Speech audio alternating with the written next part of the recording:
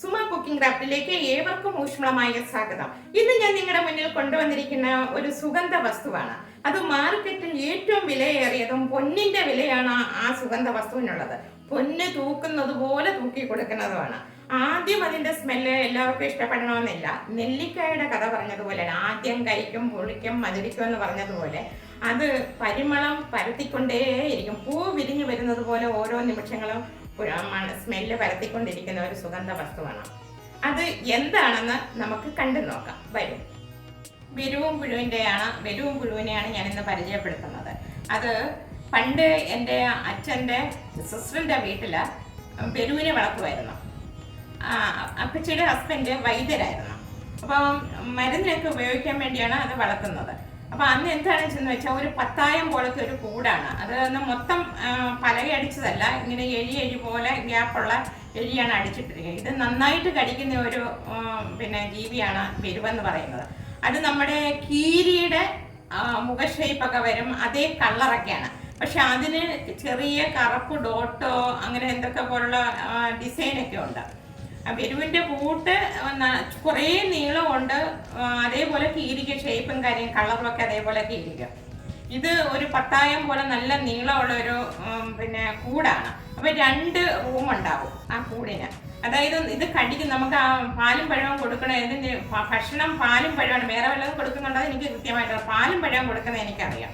അപ്പോൾ സെൻറ്റർ 2 മുറിയാണ്. സെൻറ്ററിൽ എന്താണെന്ന് വെച്ചാൽ ബാറ്റിൻ്റെ ഷേപ്പിൽ ഒരു പലക ഇങ്ങനെ താഴെ ഇട്ടിട്ടങ്ങ് അടയ്ക്കും. അപ്പൊ അതെന്താന്ന് വെച്ചാൽ നമുക്ക് ഫുഡ് എന്തെങ്കിലും പാലും പഴവും കൊടുക്കണമെങ്കിൽ ഇത് അടുത്ത കൂട്ടിലേക്ക് മാറ്റണം. അങ്ങനെയാണ് ചെയ്തുകൊണ്ടിരുന്നത്. എന്നിട്ട് ഒരു റൂമിന്റെ സെന്ററിൽ ഒരു തടിയുടെ ഒരു കുഴൽ ഇങ്ങനെ ഇട്ടേക്കും. അപ്പൊ ആ കുഴലിലാണ് ഇതിന്റെ പരലിൽ നിന്നാണെന്ന് തോന്നുന്നു ഇതിന്റെ ക്രീം പോലത്തെ ഒരു ഈ വെരുവും പുഴുവിനെ കിട്ടുന്നത്. ഇത് അങ്ങോട്ടും ഇങ്ങോട്ടും പാസ് ചെയ്ത് പോവുക, അതെങ്ങനെ വെട്ടാൻ ചാരിയൊക്കെ ചെയ്യുമ്പോൾ അതിൽ നിന്നാണ് വരുന്നത്.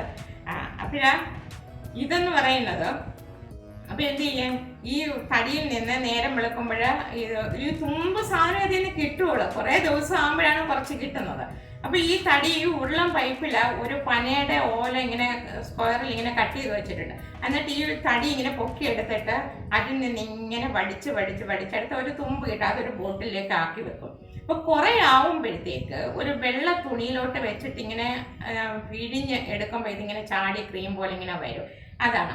അപ്പൊ എന്ത് ചെയ്യും, ഇതൊരു ബോട്ടിലാക്കി വെച്ചതിന് ശേഷം അതിന്റെ അധികം വരുമല്ല, പനയോലയിലൊക്കെ ഇരിക്കുന്ന സാധനം ഇങ്ങോട്ട് കിട്ടും. അതെടുത്ത് നമ്മുടെ കയ്യിലൊക്കെ അങ്ങോട്ട് തേക്കും. തേച്ചിട്ട് നമ്മുടെ ഹെയറിലാണ് കൂടുതൽ ഇങ്ങനെ അങ്ങോട്ട് പുരട്ടുന്നത്. ഹെയറിൽ അങ്ങോട്ട് പുരട്ടും, പിന്നെ കയ്യിലും തുണിയിലും ഒക്കെ അങ്ങ് പുരട്ടും. അത് ആദ്യം നമുക്കൊരു എത്ര സ്മെല്ല് അങ്ങോട്ട് പിടിക്കരുത്. പിന്നെ അങ്ങോട്ട് കുറച്ച് കഴിയുമ്പോഴത്തേക്ക് പൂ വിരിഞ്ഞ് വരുന്ന പോലെ ഇങ്ങനെ മണം പരത്തിക്കൊണ്ടേയിരിക്കും. അത് ഒരാഴ്ച വരെ എത്ര ദിവസമാണെങ്കിലും ആ മണം പോകില്ലെന്നുള്ളതാണ്. അപ്പോൾ ഇത് അന്ന് മുതൽ ഞാൻ ഇന്ന് ഉപയോഗിക്കുന്നുണ്ട്. ഈ വെരുവും പുഴുവിനെയാണ് ഞാൻ ഉപയോഗിക്കുന്നത്. എത്ര സ്പ്രേ ഉണ്ടെങ്കിലും സ്പ്രേയും വരട്ടും, സ്പ്രേയും അടിക്കും, ഇതും അടിക്കും. ഇതെന്ന് പറയുന്ന ഒരു പ്ലാസ്റ്റിക് കവറിലാണ്. നമ്മൾ പച്ചമരുന്ന് കടയിൽ ചെന്ന വെരുവും പുഴുവിനെ ചോദിച്ചാൽ ഒരു തുമ്പാണ്, ഒരു പണവട നമ്മൾ ഗ്രാം സ്വർണം തൂക്കുന്നത് പോലെ ആണ് ഒരു കൊച്ചു ബോട്ടിനകത്ത് ഇത്ര എടുത്തു വെച്ചേക്കുക. അതാണ് നമുക്ക് തരുന്നത്. അതിൻ്റെ ഇപ്പം ഞാൻ ചെയ്യുന്നതെന്ന് പറഞ്ഞാൽ, ഇത് നമ്മളൊരു പൊട്ട് തൊടുന്നത് പോലെ ഒരു ശകലം ഇങ്ങോട്ട് എടുക്കുക, ഒരു തുമ്പെടുക്കുക. തുമ്പെടുത്തിട്ട് ഇങ്ങനെ കയ്യിലങ്ങ് തേക്കുക. തുണിയപ്പറ്റേ ക്രീം പോലെ ഇരിക്കുന്ന സാധനമല്ലേ, അതിലിങ്ങനെ പറ്റിയിരിക്കുക. അപ്പം കയ്യിലിങ്ങനെ നല്ലതുപോലെ തേക്കുക. കുറേ നേരം തേച്ച് വരുമ്പോൾ നല്ല സുഗന്ധമാണ്. അപ്പം നമ്മൾ എന്ത് ചെയ്യും, നമ്മൾ കൂടുതലും ഹെയറിൽ അങ്ങ് പുരട്ടും, പിന്നെ ഈ തുണിയിലും കയ്യിലും ഒക്കെ പുരട്ടും, ദേഹത്തൊക്കെ അങ്ങ് പുരട്ടും. നല്ല മണമായിരിക്കും. അത് കുറേ നല്ലതുപോലെ അങ്ങനെ മണം പരത്തിക്കൊണ്ടേയിരിക്കും. ഞാനിത് നിത്യവും ഇത് ഉപയോഗിക്കുന്നുണ്ട്, ഇപ്പോഴും ഉപയോഗിക്കുന്നുണ്ട്. ഞാൻ അതുകൊണ്ട് എപ്പോഴും ഇത് വാങ്ങിച്ച് വെക്കുകയും ചെയ്യും.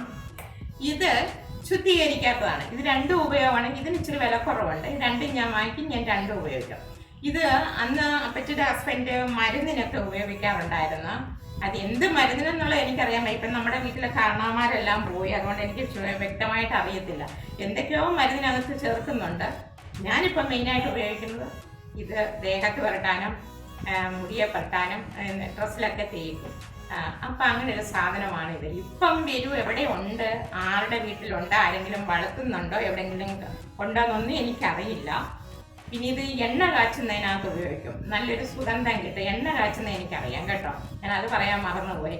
എണ്ണ കാച്ചുന്നതിനകത്ത് ഇത് ഉപയോഗിക്കാറുണ്ട്. അപ്പച്ചിയുടെ ഹസ്ബൻഡ് എണ്ണയ്ക്കകത്ത്, അതായത് ഹെയർ പെട്ടെന്നില്ലേ, അപ്പോൾ എണ്ണ പിന്നെ ഉണ്ടാക്കുന്നതിന്, മുടി വളരുന്ന എണ്ണ ഉണ്ടാക്കുന്നതിന് എൻ്റെ അപ്പച്ചിയുടെ ഹസ്ബൻഡ് അങ്ങനെ ചെയ്യുമായിരുന്നു. അപ്പോൾ എല്ലാവർക്കും ഇഷ്ടപ്പെട്ടെന്ന് വിശ്വസിക്കുന്നു. അപ്പോൾ ഇനിയും ഞാൻ നിങ്ങളുടെ മുന്നിൽ പുതിയൊരു വീഡിയോ ആയിട്ട് എത്തുന്നതായിരിക്കും. നന്ദി.